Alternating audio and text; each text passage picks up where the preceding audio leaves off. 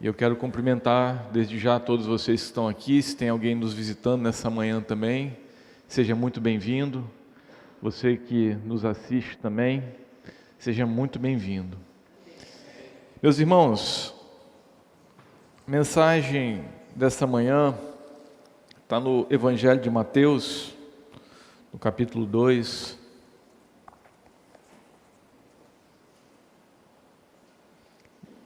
A partir do versículo 1.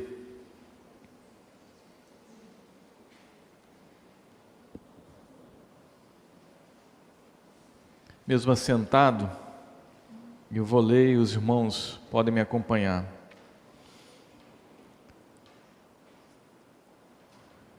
Tendo Jesus nascido em Belém da Judéia, em dias do rei Herodes, eis que vieram uns magos do Oriente a Jerusalém e perguntaram: onde está o recém-nascido rei dos judeus?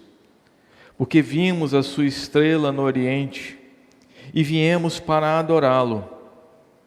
Tendo ouvido isso, alarmou-se o rei Herodes e com ele toda a Jerusalém.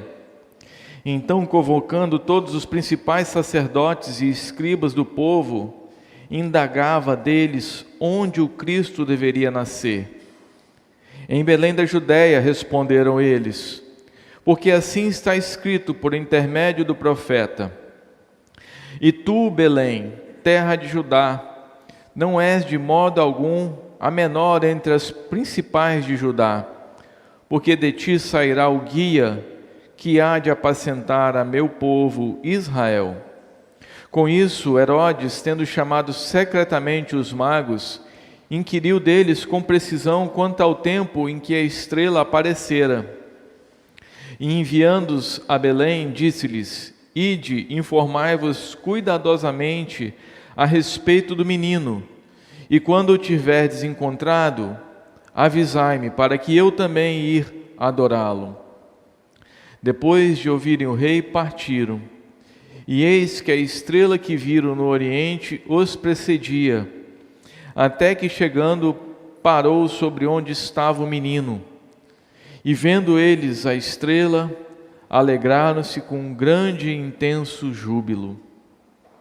Entrando na casa, viram o menino com Maria, sua mãe, e prostrando-se o adoraram.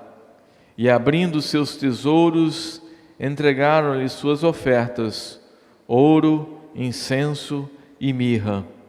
E sendo por divina advertências prevenidos em sonho, para não voltarem à presença de Herodes, regressaram por outro caminho à sua terra. Senhor, mais uma vez nos colocamos na Tua presença, Senhor. Nós clamamos a Ti nessa manhã, porque dependemos de Ti. Fala conosco, Deus, apesar de nós, precisamos ouvir a Tua voz, Senhor. Assim nós te pedimos, ó Pai, em nome de Jesus. Amém. Essa época é uma época do ano, a gente está começando o mês de dezembro, o mês onde a igreja comemora o Natal, o nascimento de Cristo Jesus. E nessa época a gente começa a trazer à tona textos bíblicos que nos remontam a esse tempo, que nos remontam a o que a história revelou para nós. Não que mensagens como essas tenham que ser pregadas somente nesse momento. O nascimento de Cristo é o Evangelho. É a mensagem que tem que ser pregada todos os dias. Mas nós damos um pouco mais de ênfase nesse momento. E o texto dessa manhã, ele revela para nós um pouco da missão de Cristo através de uma pequena simbologia. E eu quero compartilhar esse texto. O texto está inserido no Evangelho de Mateus. E Mateus escreve como um judeu que encontrou em Jesus o cumprimento daquilo que há de mais precioso para a herança judaica. A ênfase que Mateus dá ao fato que Jesus cumpriu a lei e as profecias messiânicas do Antigo Testamento. Então Jesus, ele de fato era o Messias prometido. Então ele começa percorrendo no capítulo 1 toda a genealogia de Jesus, a partir de Abraão, que é o pai da nação judaica. Mas também ele revela um viés judaico na sua escrita, para aquele povo, escrevendo especificamente para os judeus. Então, o efeito dessa genealogia, buscar o pai Abraão, foi justamente para demonstrar essa origem judaica do próprio Jesus, do nosso Messias, né? A sua linhagem real, e também para preparar o terreno fora do vínculo conjugal, para a inclusão dos gentios como povo de Deus. É interessante a gente ver aqui no capítulo 1, o capítulo anterior ao texto que nós lemos, na genealogia de Jesus, a gente vê ali 4 mulheres: Tamar, Raabe, Ruth e Batseba. Interessante que alguma mácula é encontrada em alguma dessas mulheres, e nem por isso essas mulheres deixaram de fazer parte da genealogia de Jesus, e nem por isso elas foram omitidas da genealogia de Jesus. É interessante que Raabe era uma prostituta, gentia, não fazia parte do povo de Deus. Ruth, a moabita. Batseba, mulher de Urias, pega em adultério ali com o rei Davi. Tamar, ali com seu sogro. Então, isso também prepara um campo para que o judeu pudesse ali também aceitar o gentio, aquele que é de fora, como também fazendo parte daquele que se insere dentro do povo do Senhor. E no capítulo 1, Mateus, ele traz a descrição desse nascimento e ascendência de Cristo. Através dos ancestrais, Mateus demonstra a forma que ele descendia e como ele entraria no mundo, indicando que realmente Jesus era o Messias prometido. Como ele foi profetizado, ele deveria ser o filho de Davi e deveria nascer de uma virgem. E nesse capítulo está claramente demonstrado que Jesus Cristo, o Messias prometido, ele cumpriu tudo isso. No capítulo 1 nós vemos isso. E no capítulo 2, onde está o texto, onde nós meditamos nele e vamos continuar discorrendo, ele escreve a história da infância do nosso Senhor Jesus Cristo. E nós descobrimos como que esse sofrimento de Cristo iniciou tão cedo, logo no seu nascimento. Nós temos ali no primeiro ponto, ali de 1 a 8, os magos perguntando ansiosamente por Cristo. E também depois do versículo 9 a 12, nós vemos o piedoso tratamento que esses magos dão a Jesus ao descobrir onde ele estava. Um povo gentil, um povo que não fazia parte do povo judeu, tratando o Senhor, o Messias, como ele deveria realmente ser tratado. Interessante que esses magos queriam encontrar Jesus, esses magos queriam ir até Jesus, mas o povo para que ele veio, mesmo sendo informado desse grande acontecimento, não se importou. E nesse sofrimento a gente vê aqui no capítulo 2 também a fuga de Cristo para o Egito, para fugir da crueldade de Herodes, dos versículos de 13 a 15, ainda dentro do capítulo 2, a matança das crianças em Belém, e depois o retorno de Jesus do Egito para Israel. Aqui a gente vê, no texto que nós lemos, que os magos, muito provavelmente astrólogos ali da Pérsia ou do Oriente, qualquer região daquela cidade, eles desempenhavam um papel importante nas cortes do Oriente. Eles eram como conselheiros dos reis e haviam percebido através das suas observações, pela astrologia, daquilo que eles tinham aprendido, que um nascimento real importante tinha ocorrido na região da Palestina. E esse fato ali exigia uma visita oficial, exigia uma visita de uma comitiva real, uma comitiva que fosse saudar esse visitante ilustre que estava nascendo ali. Então eles observaram aquela estrela extraordinária como eles nunca tinham visto antes, e aí não importa se era um cometa, se era uma supernova, o que era. Os historiadores, os teólogos discorrem muitas coisas sobre isso, até mesmo o cometa Halley, que a gente já ouviu falar sobre ele, mas o importante é que eles viram uma estrela extraordinária e entenderam, através daquilo que eles tinham visto, que uma pessoa extraordinária havia nascido em Judeia, aonde aquela estrela parecia pairar enquanto ela estava nos céus.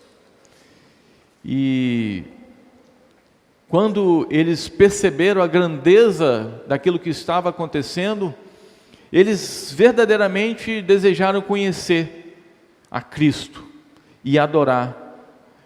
E notem, eles saíram do Oriente, talvez ali na região do Iraque, do Oriente ali, para vir até a Palestina, um caminho desértico, um caminho cheio de perigos, e eles não se importaram com isso. Eles tomaram a decisão de ir até Jesus, de ir até aquele local, porque eles queriam verdadeiramente adorar a Jesus. E aqui a gente vê que quando a luz de Cristo verdadeiramente nasce no nosso coração, é impossível não adorar o nosso Salvador. É impossível não se render aos pés do Senhor Jesus. A luz de Cristo, quando brilha em nós e quando brilha através de nós, nos move a adorá-lo, nos move a nos colocar em sentido do nosso Salvador. Esses homens sequer faziam parte da nação judaica, sequer faziam parte de qualquer linhagem da tribo de Israel, das 12 tribos, nenhuma delas. Eram gentios, astrólogos, profetas, sei lá. Enfim, o que importa é que eles não faziam parte, mas estavam ali se submetendo ao senhorio de Cristo, e foram e queriam descobrir aonde eles estavam para adorar. E nós muitas vezes nos colocamos tão arredios em relação a adorar o nosso Senhor e Salvador Jesus Cristo. E como que é importante a adoração, meus irmãos. Ao adorar a nosso Senhor Jesus Cristo, ao adorar o nosso Deus, nós trazemos para a nossa mente o quão grande Ele é, o quão poderoso Ele é. E essa adoração nos leva a uma firmeza tão grande, que nos faz seguirmos em frente mediante as lutas e dificuldades. A adoração é importante na vida do crente, na vida do cristão. Mas notem que apesar de que esses gentios desejavam ardentemente adorar, Herodes ficou muito perturbado. No versículo 3, quando eles chegam ali, diz o texto que alarmou-se Herodes, e ele ficou perturbado. E mais interessante é que o povo ali de Jerusalém, que deveria ter ficado extremamente feliz com essa notícia, ao saber que o seu Messias havia chegado, o que diz o texto? Esse povo também ficou alarmado. Olha como que isso mostra para a gente a cegueira do povo. Como que isso mostra para a gente o quanto que muitas vezes nós nos colocamos como esse povo. O Senhor ali ao nosso redor, e muitas vezes a gente não reconhece Cristo como Senhor das nossas vidas. Muitas vezes Cristo fica como um papel coadjuvante ao nosso redor. Nós vamos caminhando, fingindo que Ele é Senhor, como Herodes fingiu aqui para os magos, né? Falou assim, ó, querendo ardilosamente colocar em prática o seu plano sangrento de matar o Messias. Ele finge ali que ele, com uma falsa piedade, que ele também quer ir adorar, e aí ele quer meio que usar os magos para descobrir onde é que está Jesus. Falsa piedade,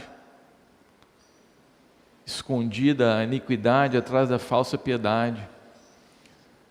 E nós precisamos ter cuidado com isso, meus irmãos, porque a gente não pode ter só uma aparência de bom, uma aparência de piedoso. Nós precisamos de fato exercer essa piedade, vivê-la plenamente.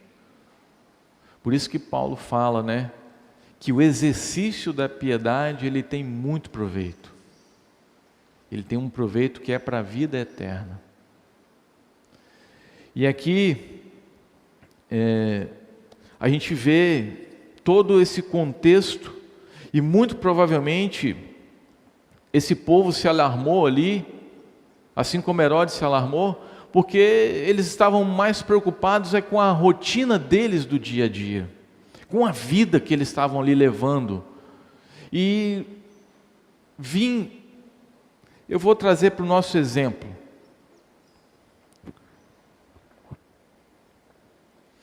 A gente precisa contextualizar para entender um pouco melhor. Há poucos dias atrás, o Brasil viveu um temor muito grande. A igreja viveu um temor muito grande. Porque havia a expectativa de, talvez, que se confirmou, da mudança de um governo. E o povo temeu,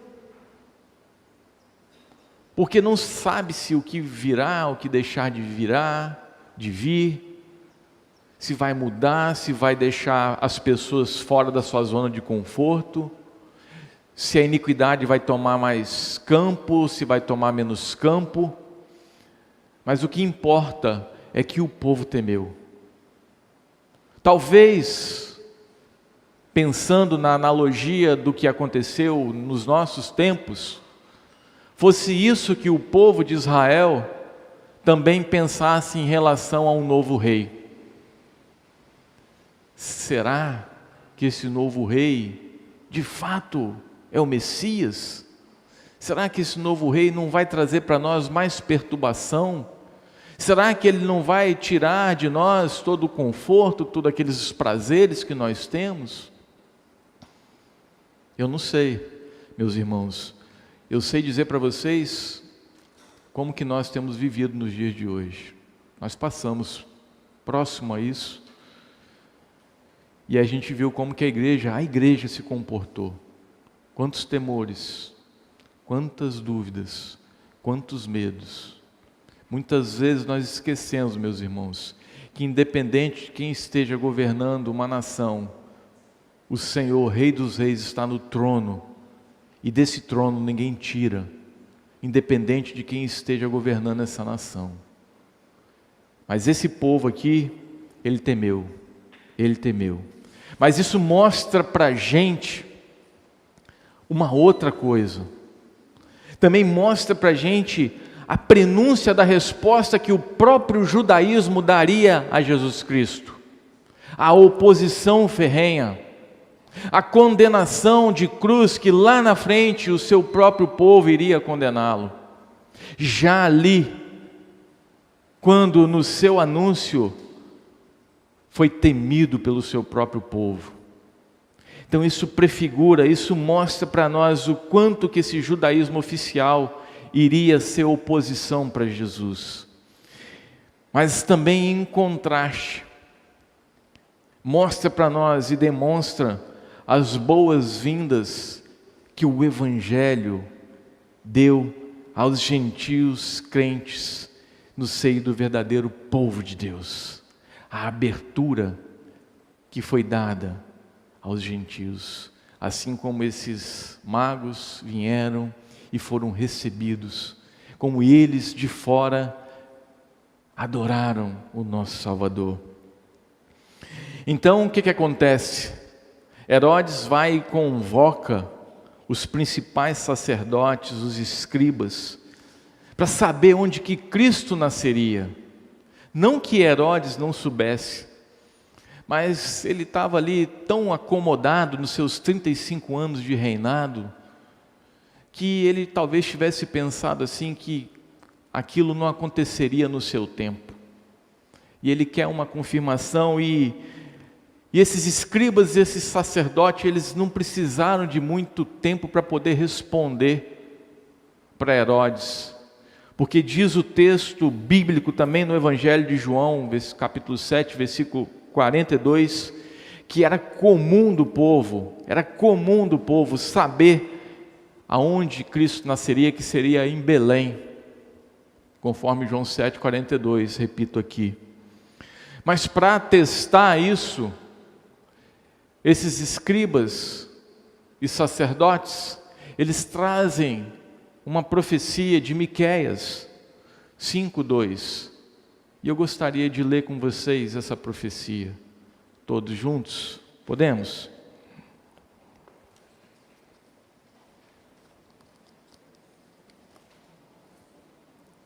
Miqueias 5:2, só voltar um pouquinho aí a sua Bíblia. E eu quero ler versículo 2 até o versículo 5 na parte A. Quão precioso esse texto, quão preciosa essa profecia. E tu, Belém Efrata, pequena demais para figurar como o grupo de milhares de Judá, de ti me sairá o que há de reinar em Israel, e cujas origens são desde os tempos antigos, desde o dia da eternidade. Portanto, o Senhor os entrega até o tempo em que há de que está em dores tiver dado à luz. Então o restante de seus irmãos voltará aos filhos de Israel. Ele se manterá firme e apacentará o povo na força do Senhor, na majestade do nome do Senhor seu Deus, e eles habitarão seguros, porque agora será ele engrandecido até os confins da terra, e este será a nossa paz. Olha que grandiosa essa profecia, meus irmãos. Ela não só nos remete ao local de nascimento do Messias, que é Belém, mas ela mostra para a gente o reinado desse Messias, que é um reinado desde os tempos eternos, planejado eternamente, na eternidade, desde os dias da eternidade, e ele mostra as características desse reinado, que é um trono firme, que não se abala, que nada pode destruí-lo, que nada pode demovê-lo, e que nesse trono firme, sobre esse governo, esse rei vai apacentar o seu povo na força e na majestade do Deus que é todo-poderoso. Esta profecia nos traz segurança, nos traz conforto, mas essa profecia para nós, ela talvez possa parecer com pouco significado, mas para aquele povo ali, judeu, não tinha pouco significado, porque eles tinham conhecimento, eles meditavam nesse texto todos os dias praticamente nas sinagogas, eles tinham conhecimento disso, e mais do que isso, esse rei traria segurança, habitarão seguros, esse rei, ele seria a paz. Por que temer, meus irmãos? Por que temer? Mas esse povo temeu, porque apesar de conhecer a profecia, eles estavam preocupados com a sua rotina, com o seu dia a dia, com seus afazeres, com seus prazeres, e não conheceram o Cristo verdadeiro que havia nascido.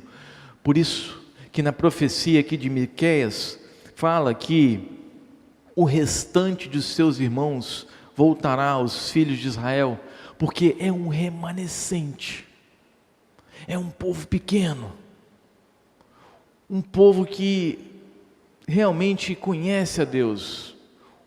E aqui o profeta fala desse povo que volta do cativeiro, mas um povo seleto, um povo pequeno. Não são todos. Grande parte daqueles que até mesmo estão dentro da igreja, que professam que são crentes, que muitas vezes vêm aqui na frente, são batizados, às vezes não nasceram de novo. E nós como igreja, nós não temos o poder e a sabedoria para separar esse povo, porque diz Jesus que no meio do trigo há joio, e esse joio só vai ser ceifado quando Jesus Cristo voltar, no fim dos tempos, porque a igreja não tem competência para discernir. Por mais que a gente possa ver pelos frutos das pessoas, mas é um remanescente, é um povo seleto. Tendo a confirmação dessa profecia, Herodes chama os magos e ele, como eu disse para vocês, tenta esconder a sua intenção sanguinária de matar o Messias, e com a sua falsa imagem de piedade, ele diz que ele também queria adorar o menino Jesus, mas tudo isso somente para ter a informação precisa de quando os magos voltassem, de onde que estava Jesus, para ele poder ir até lá e disseminar e matar Jesus. Mas notem como que o nosso Deus, ele é sábio. O nosso Deus, ele usou a estrela para guiar, para informar para esses magos que o Messias, que alguém importante havia nascido. Notem, mas mais do que a estrela, o nosso Deus usou as Escrituras, através das profecias como essa de Miqueias, para mostrar precisamente o local, como nós vimos aqui. Mas Deus, na sua sabedoria, adverte por sonho a esses magos, que depois que eles visitassem Jesus, eles não voltassem mais pelo mesmo caminho, mas por outro caminho. Então esse plano de Herodes é frustrado. Por mais que os magos concordassem ali, não, tranquilo, a gente vai lá, vamos adorá-los, vamos voltar, a gente volta por aqui e te informa. Mas o Senhor, a gente vê no finalzinho do texto que nós lemos, que por sonho advertiu a esses magos que voltassem por outro caminho. Então olha a providência divina aqui, cuidando dos fatos, cuidando de todas as coisas. E assim como Israel foi guiado pela nuvem e foi levado para sua terra prometida, os magos foram guiados pela estrela e foi até Jesus, encontrar com Jesus. Olha como que é interessante essa analogia. Israel precisava ir até a terra prometida. A nuvem era o guia do povo. Se a nuvem parasse, o povo parava. Se a nuvem andasse, o povo andava. Se fosse para a direita, ia para a direita. Se fosse para a esquerda, ia para a esquerda. E essa nuvem acompanhou o povo até a entrada na terra prometida. O Senhor conduziu o seu povo. O Senhor conduziu esses magos através dessa estrela até onde estava o Messias. E quando chegaram lá, diz o texto que nós lemos, que com grande júbilo e alegria, eles adoraram a Cristo Jesus, adoraram esse menino e ofereceram a ele os seus presentes, ouro, incenso e mirra.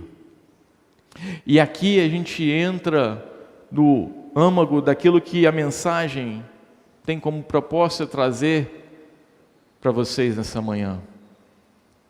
A missão de Cristo representada aqui no seu nascimento. Mesmo que simbolicamente, esse ouro, esse incenso e essa mirra são presentes, e esses presentes podem ser também a providência divina para José e Maria e o menino Jesus ali, no tempo de fuga para o Egito, porque eram presentes que tinham valor para os egípcios. Eram presentes que certamente poderiam ser trocados por mantimento ou qualquer outra coisa, para garantir a subsistência daquela família, pelo menos ali nos primeiros dias no exílio na terra do Egito. Essa também pode ser uma conotação dada a este momento. Diz alguns textos que a mirra, o óleo usado, indicava ou prefigurava a morte do nosso Salvador também. Seu corpo seria embalsamado pelos óleos aromáticos. Mas eu quero aqui trazer para vocês os ofícios de Cristo representados aqui nesses três presentes. Os ofícios de Cristo assim colocados por Calvino, o reformador que estudou isso tão bem estudado. E ele, aqui, esses presentes, eles representam para nós essa tríplice missão de Cristo: Rei, sacerdote e profeta. E nós vamos ver cada um desses elementos e a sua simbologia. Começando aqui pelo ouro, que é o presente para o rei. O incenso, que é o presente para o sacerdote. E a mirra, que é o presente para o profeta. Através desses três presentes está revelado o tríplice ministério de Jesus. E no Antigo Testamento, a gente vê que haviam três classes de mediadores entre Deus e o povo: o profeta, o sacerdote e o rei. E como perfeito mediador, Cristo reúne em si mesmo esses três ofícios. 1 Timóteo 2,5, a gente vê como que Paulo diz que Cristo reúne esses três ofícios perfeitamente em si: profeta, sacerdote e rei. A mirra, como eu disse, ela pode ser usada de várias formas, mas pensando no profeta, a mirra, ela é usada e foi usada pelos profetas para ungir reis. Também era usada para ministrar cura aos leprosos, curar enfermidades. Ali, no caso de Jesus também, para os menores, trazia frescor para o corpo, espantava os insetos, as moscas. Enfim, a mirra, este elemento, ele prefigura o profeta. E aí sim, agora sim, Jesus é o profeta que ilumina as nações. É o profeta que veio para nos falar da parte de Deus. Diferente de todos os outros profetas, Jesus, ele não é só o mensageiro, mas ele é o próprio conteúdo da sua mensagem. E o profeta, no Antigo Testamento também, ele representava, ele era o agente de Deus na terra. Ele revelava a vontade de Deus em relação ao povo e ao futuro do seu povo. O testemunho dos profetas dizia que o próprio Messias seria um profeta para iluminar Israel e as nações.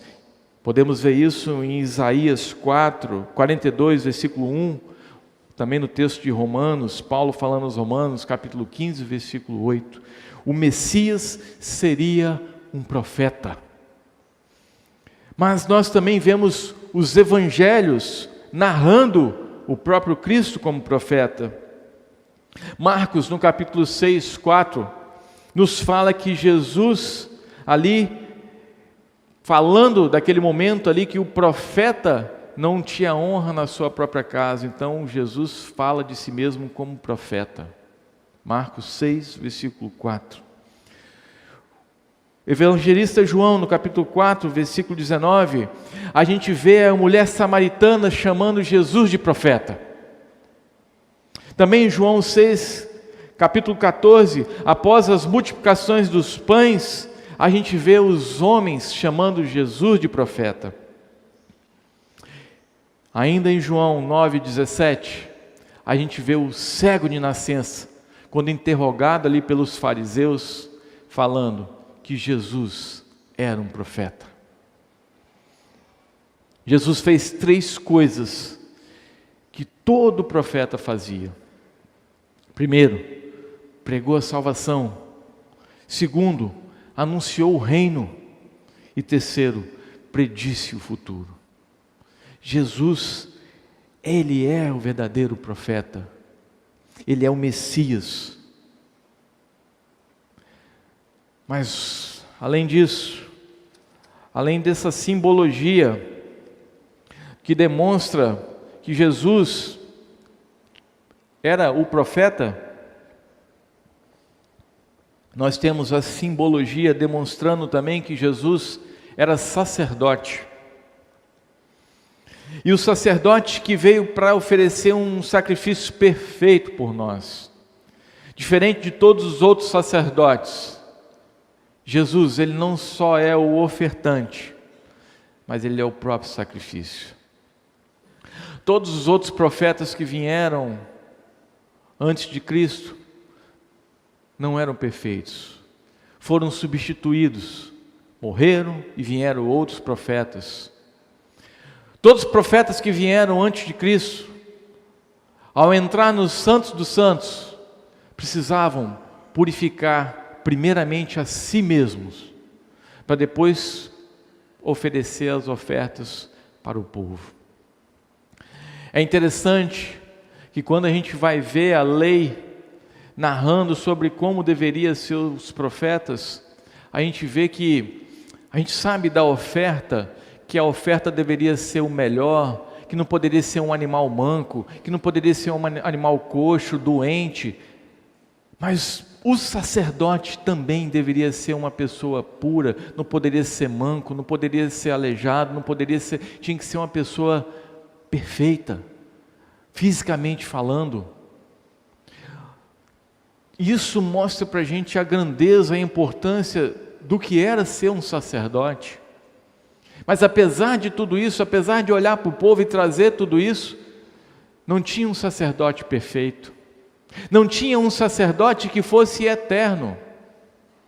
Mas agora nós temos um sacerdote que é perfeito, um sacerdote que é eterno. E sacerdote no sentido bíblico é uma pessoa divina, consagrada para representar o homem diante de Deus e oferecer sacrifícios que asseguram o favor divino. E é interessante que o incenso é que representa o profeta aqui, nessa simbologia. Talvez porque quando entrava ali nos Santos dos Santos, aquele incenso aromático era ali acendido, e aquele incenso talvez fizesse ali o impedimento para que o sacerdote não visse o propiciatório que estava ali à frente, não visse a presença do Deus vivo, ou talvez para que aplacasse a ira de Deus, aquele incenso aromático agradasse a Deus, e o sacerdote ali fazia suas ofertas e intercedia pelo povo. Mas conforme fala Hebreus 7, nós temos em Jesus aquele que é sacerdote para sempre. E Jesus, sendo o próprio sacrifício, Ele se ofereceu de uma vez por todas, mas a sua obra sacerdotal continua, porque Ele continua sempre a aplicar os seus méritos salvadores para nós que somos pecadores. Ele continua como sacerdote intercedendo por nós diante do Pai. Ele é sacerdote eterno, Ele é sacerdote perpétuo. Jesus cumpriu também a missão de ser o nosso sacerdote eterno. Jesus, o profeta, mas Jesus também sacerdote.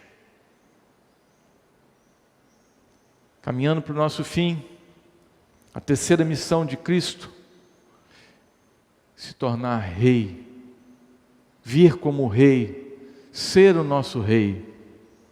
E Ele veio para governar não como um rei político, mas para governar sobre todos os outros reinos, num trono que é inabalável, sobre um reinado que jamais terá fim. Jesus Cristo é o Rei dos Reis, o Senhor dos Senhores, eternamente. E o plano de Deus para esse governante perfeito era que ambos os ofícios de sacerdote e rei estivessem na mesma pessoa. E a gente pode ver isso em Melquisedeque, rei de Salém, tanto sacerdote do Rei Altíssimo, como ele veio ser também rei perfeito, prefigurando a Cristo, porque ele era sacerdote e rei. Lá em Gênesis 14, Hebreus 7, de 1 a 3, fala isso, porque Melquisedeque, ele apontava, ele prefigurava, ele era um tipo de Cristo, porque sendo rei, ele também era sacerdote. E no plano de Deus, o Rei eterno, ele deveria juntar esses dois ofícios. Ele tinha que ter essas duas missões. O tipo de rei perfeito.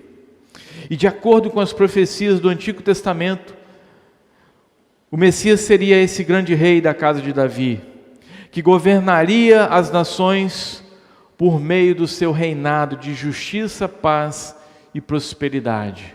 Assim fala a profecia de Isaías 11, de 1 a 9.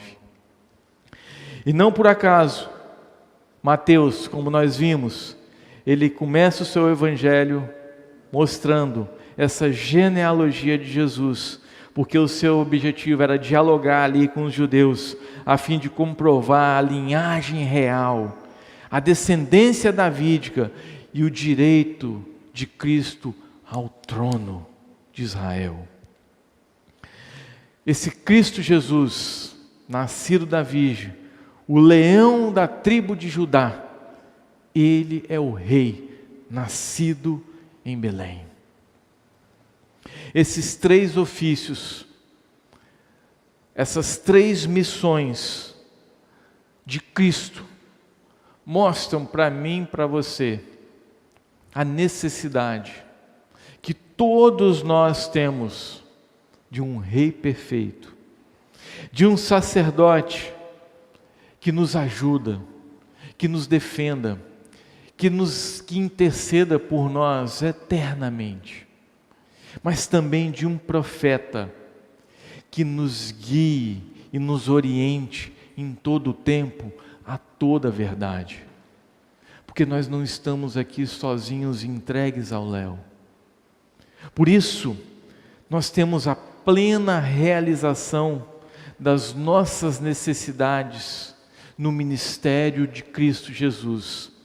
Ministério esse anunciado já desde o seu nascimento. O nosso Salvador, Ele é profeta, Ele é sacerdote e Ele é rei. Nele nós podemos confiar. Nele nós temos copiosa redenção, meus irmãos. Ele é o nosso Salvador. Viva Cristo Jesus. Viva ao Natal de Deus. Que nós possamos, meus irmãos, baseado nessa mensagem, nessa passagem, baseado nesse evangelho bíblico, depender plenamente desse Salvador, porque Ele é pleno, Ele tem tudo aquilo que a gente precisa. Ele revelou na sua missão que Ele veio cuidar do seu povo, de forma ampla, de forma suficiente. E Ele não só cuidou, mas Ele continua cuidando, e vai continuar cuidando até a sua volta. Em nome de Jesus. Amém.